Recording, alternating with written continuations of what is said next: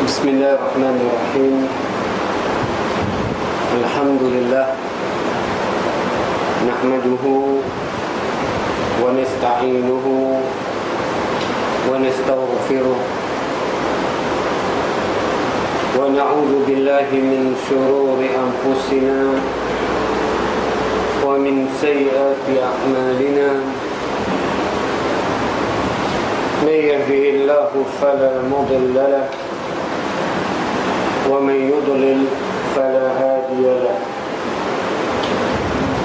أشهد أن لا إله إلا الله وحده لا شريك له وأشهد أن محمدا عبده ورسوله.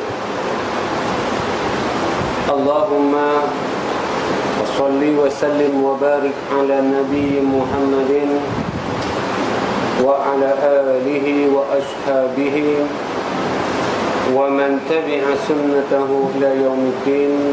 أما بعد. Para jemaah muslimin muslimat rahimakumullah. Alhamdulillah, kemarin seperti mana biasa kita mulakan kuliah setiap petang Ahad kita di sini. Sama-sama kita merendahkan diri, sama-sama kita merafakkan setinggi-tinggi puji dan syukur kepada Allah Subhanahu wa taala yang mana terus-menerus memberikan kepada kita berbagai-bagai nikmat-Nya. Bukan saja nikmat yang bersangkut paut dengan kehidupan. Kita hidup di sebuah negara yang aman dan damai, rezeki yang melimpah ruah, kesihatan kita yang alhamdulillah amat baik. Yang paling utama sekali adalah nikmatul iman wa nikmatul Islam. Nikmat iman dan Islam inilah yang paling mulia, yang paling agung, yang paling penting apabila Allah Subhanahu wa taala anugerahkan kepada seseorang hamba-Nya.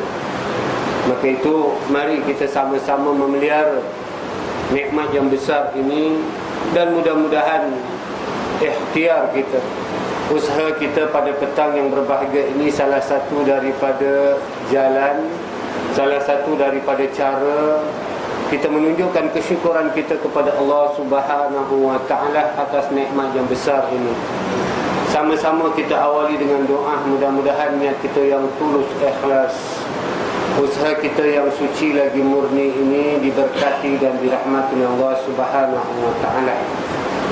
Muslimin muslimat rahimakumullah, sebagai mukaddimah, seperti mana yang semua kita ketahui, pada umumnya semua yang dinamakan manusia adalah sama.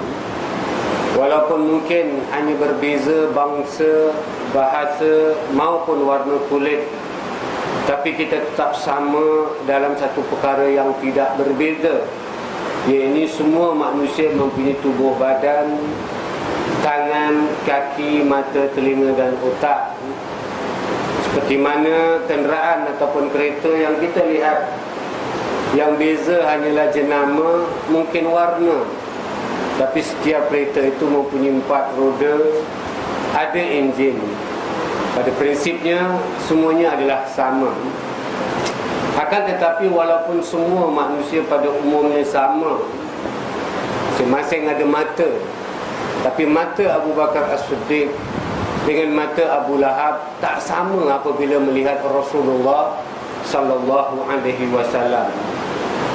Dua-dua ada mata, dua-dua manusia, tapi dalam menggunakan mata yang besar nikmatnya itu tak sama. Kita boleh nampak perbezaan bagaimana Abu Bakar As-Siddiq melihat Rasulullah sallallahu alaihi wasallam. Sebaliknya bagaimana Abu Lahab melihat, ini anak saudaranya sendiri. Masing-masing manusia membeli telinga, tapi tak sama telinga Umar bin Khattab dengan telinga Abu Jahal. Walaupun dua-dua namanya manusia, dua-dua mempunyai telinga, tapi apa yang diucap, yang dibaca oleh Nabi Muhammad sallallahu alaihi wasallam didengar betul-betul oleh Umar bin Khattab. Adapun Abu Lahab tidak menggunakan nikmat yang bersangkut paut dengan telinga tadi.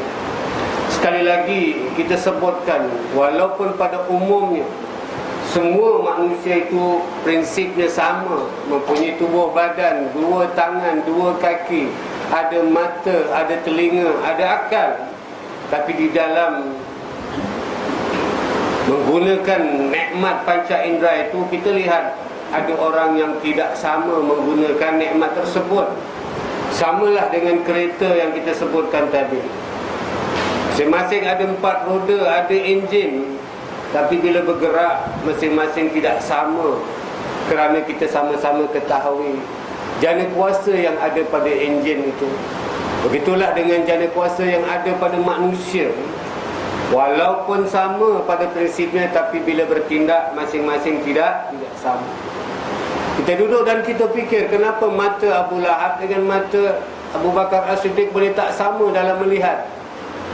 Kenapa telinga Umar bin Khattab dengan telinga Abu Jahal boleh tidak sama apabila mendengar?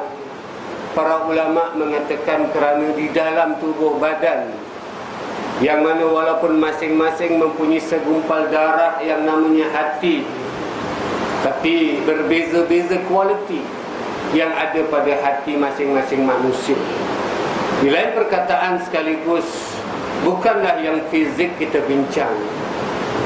Abu Bakar As-Siddiq mempunyai hati, Abu Lahab juga mempunyai hati, Umar bin Khattab mempunyai hati, Abu Jahal juga mempunyai hati. Tapi kualiti, power daripada hati itu masing-masing tidak sama. Allah Subhanahu wa ta'ala memuliakan orang yang mempunyai hati yang suci, yang bersih, yang murni, seperti mana Abu Bakar As-Siddiq, Umar bin Khattab, seperti mana yang sering kita baca di dalam Al-Quran. A'udzubillahi minasyaitanirrajim.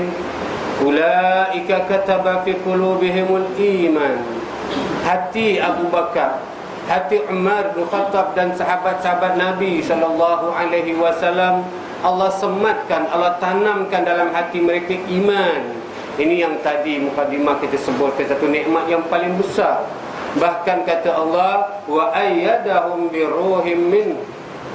Bukan saja Allah sematkan iman pada hati Abu Bakar, Umar, para sahabat Nabi sallallahu alaihi wasallam, malah Allah tambahkan, hatta Allah pelihara dan Allah kuatkan keteguhan iman itu.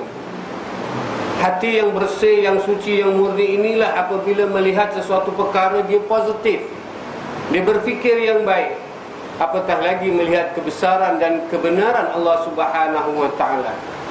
Telinga ni apabila dipunyai oleh hati yang bersih, insya-Allah apabila dibacakan Al-Quran, dia nak mendengar nasihat-nasihat Allah Subhanahu wa ta'ala.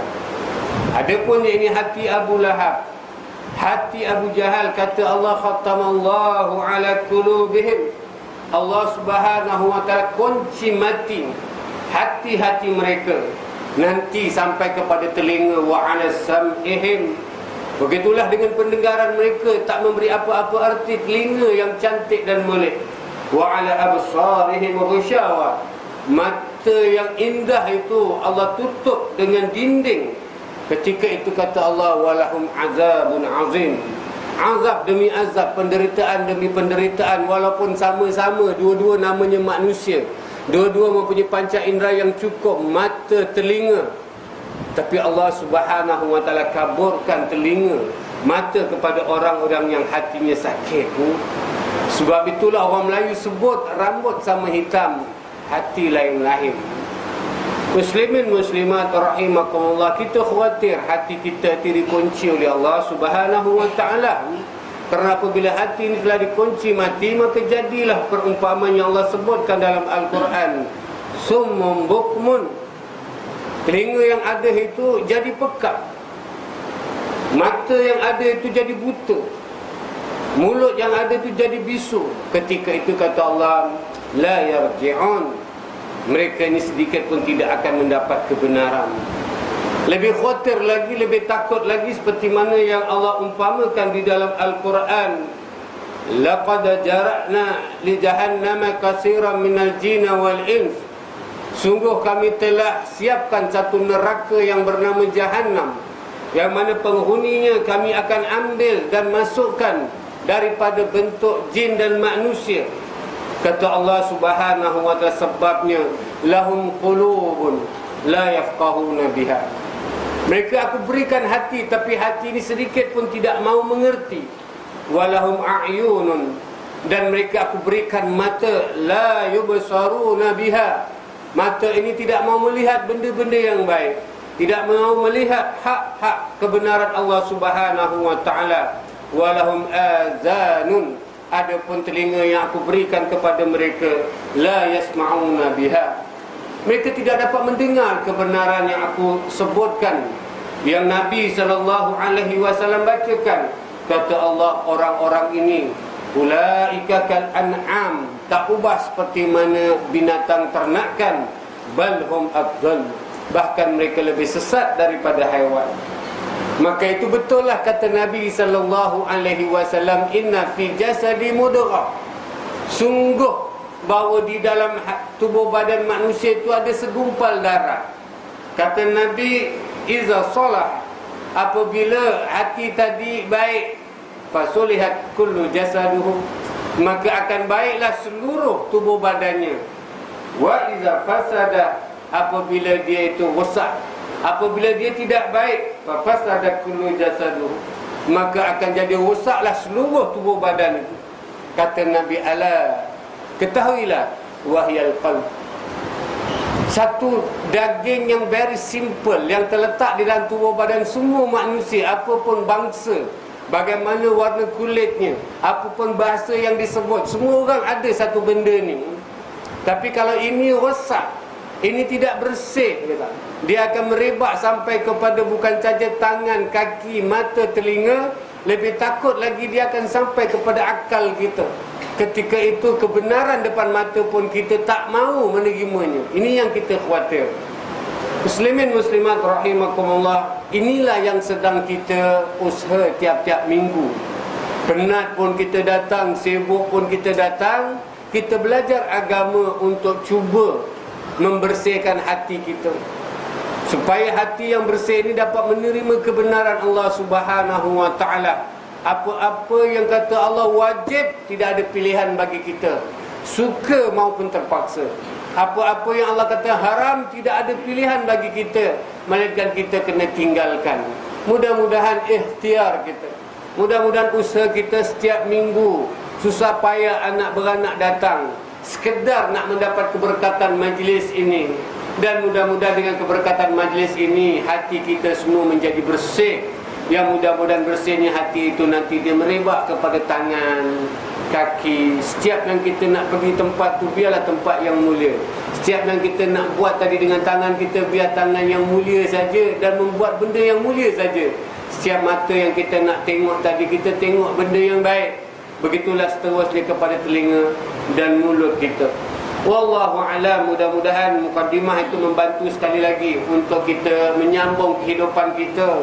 Apabila Allah berikan nikmat yang besar ni, dapat hidup dan dapat hidup dalam keadaan aman dan damai, tenteram lagi, makmur, berbagai-bagai rezeki yang melimpah ruah yang kita terima. Yang satu saja harapan kita, keberkatan hidup ini mudah-mudahan diperpanjangkan oleh Allah sampai akhir hayat kita. Amin amin ya rabbal alamin. Muslimin muslimat rahimakumullah, alhamdulillah kita sambung lagi perbincangan kita, pelajaran kita di dalam kuliah keluarga yang kita namakan pelajaran akhlak ataupun adab-adab dalam kehidupan. Pada minggu lalu dengan izin Allah Subhanahu wa taala, kita telah berpindah lagi kepada satu lagi hadis, iaitu hadis yang ke-8 pada bab yang ke-14. Tolong rujuk. Bab fil iktisadi fil ibadati. Bab bersederhana di pertengahan, tidak kurang dan tidak melampau di dalam beribadah. Bab yang ke-11, di mana dalam buku ini mengandungi 372 bab, ataupun hadis yang ke-149 menurut urutan buku. Sedangkan di dalam kitab Riyadhus Shalihin mengandungi 1893 hadis. Hadis sahih riwayat Imam Al-Bukhari, diceritakan oleh seorang sahabat Nabi yang bergelar Abu Juhaifah ataupun namanya Wahab bin Abdullah.